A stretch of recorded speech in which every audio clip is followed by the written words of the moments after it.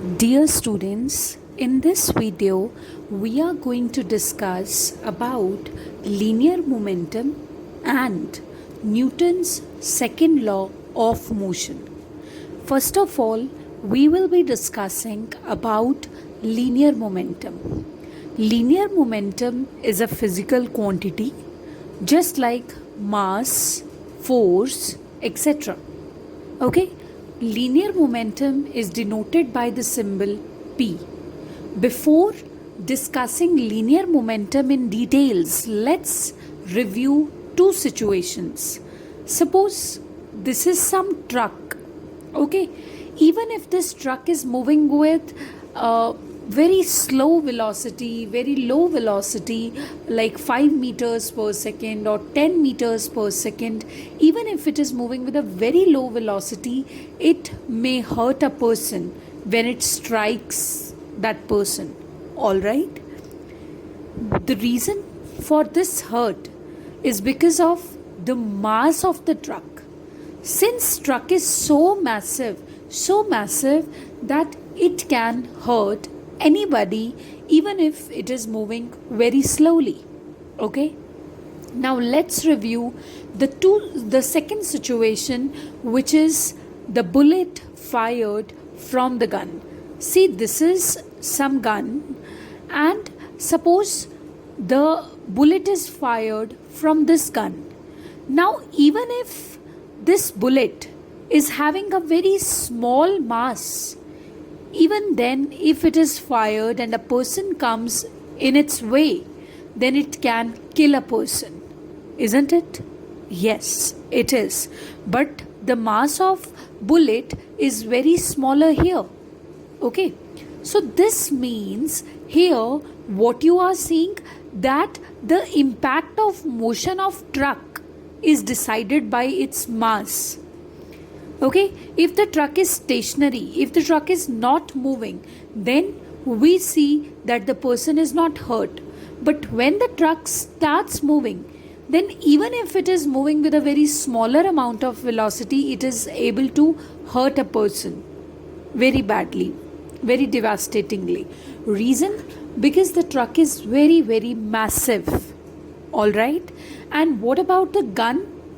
See, even if the bullet is having very small mass here, these both are contrasting situations. Here mass is less, but the velocity is so high that a person cannot withstand this higher velocity, and ultimately he dies when a bullet is fired.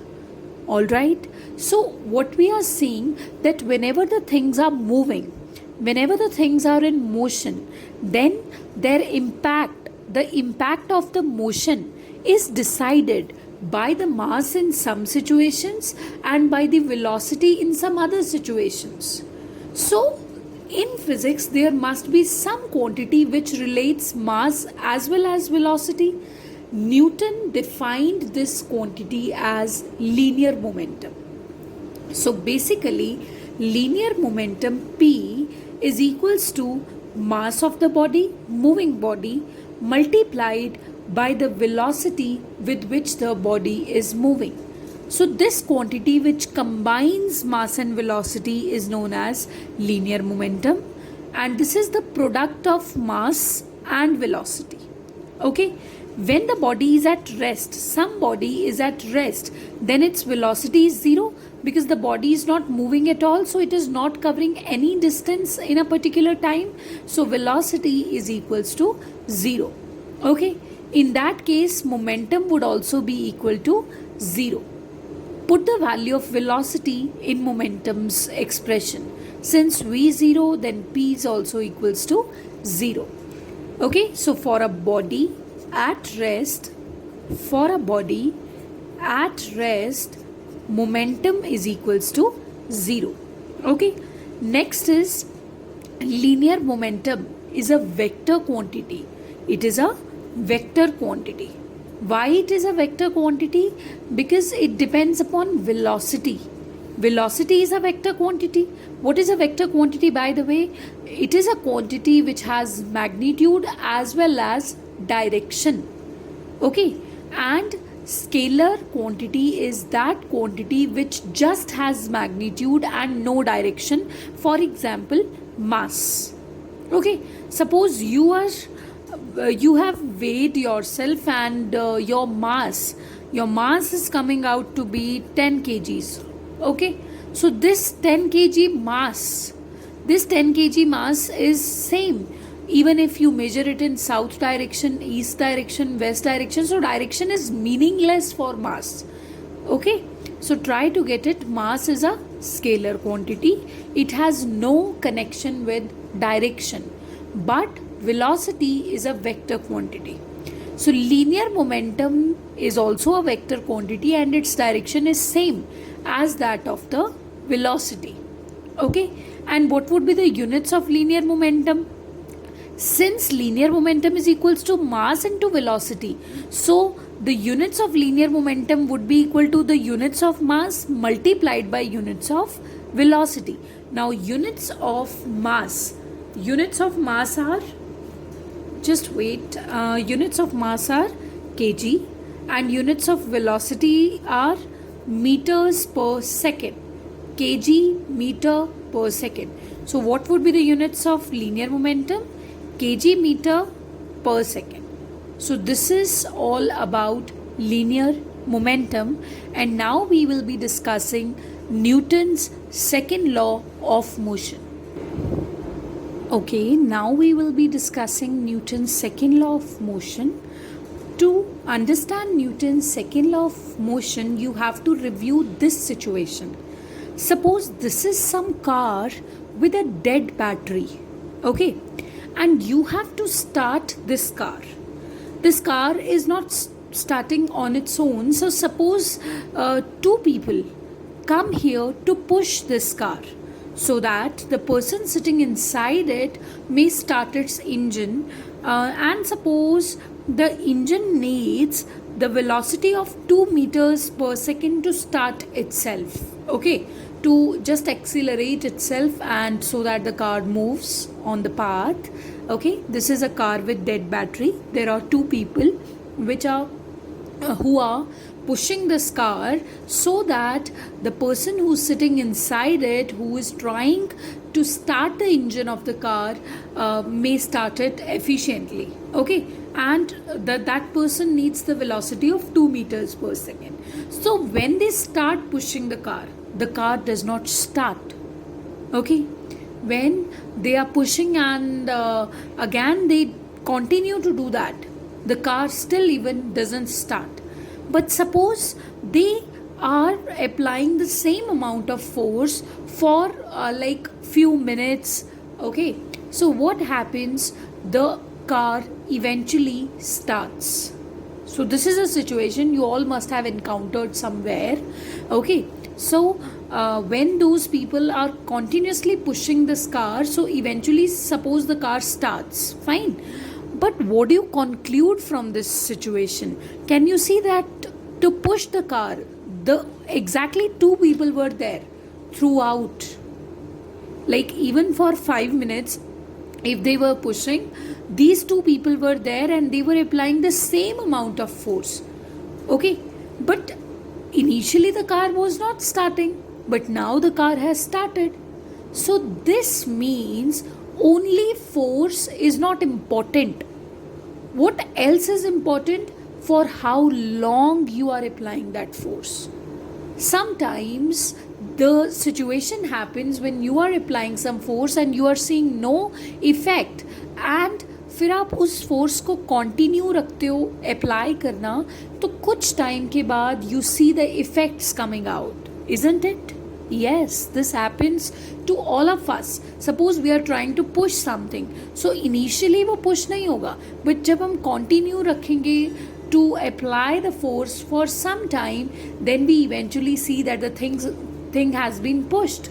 Yes, so this means the velocity initially was 0.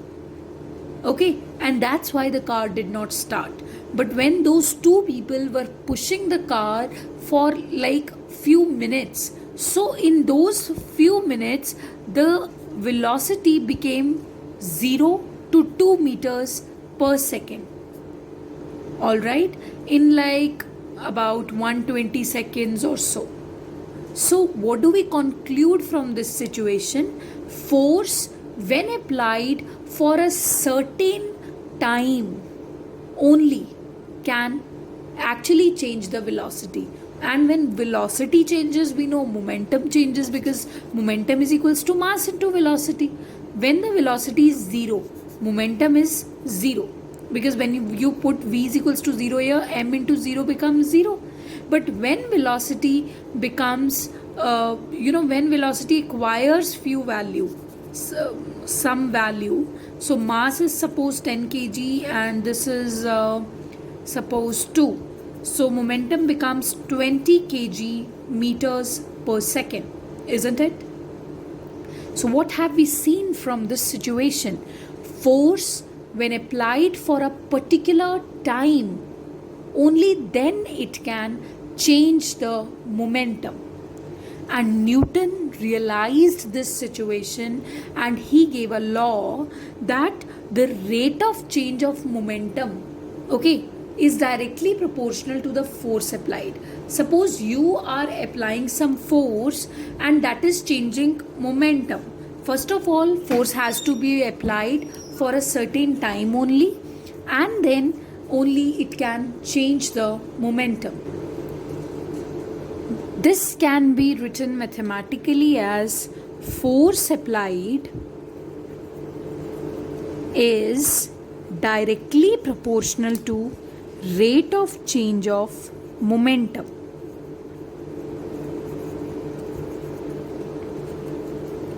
Now in physics, the rate word means per unit time. This means, see, F is directly proportional to delta P divided by delta T. Now delta P means change in momentum. Delta symbol means change. Like if initially the momentum was P1 and finally the momentum became P2, because velocity भी तो change हो रहा है. So with the change in velocity, momentum is also changing. So suppose initial momentum is P1 and final momentum is P2. तो change कितने का आया? P2 minus P1. And that P2 minus P1 is written as delta P, which means change in momentum. Okay, suppose initially the momentum, finally the momentum is 20 kg meters per second, and initially it was 0. So how much change has occurred? Of course, 20 minus 0, 20 kg meter per second. So this is the value of delta P over here. So force is directly proportional to delta P by delta T. This is Newton's second law of motion. In the next video, I'll discuss mathematically what is Newton's second law of motion, and then I'll explain you the meaning of proportionality also. What is proportionality? Okay? So, thank you.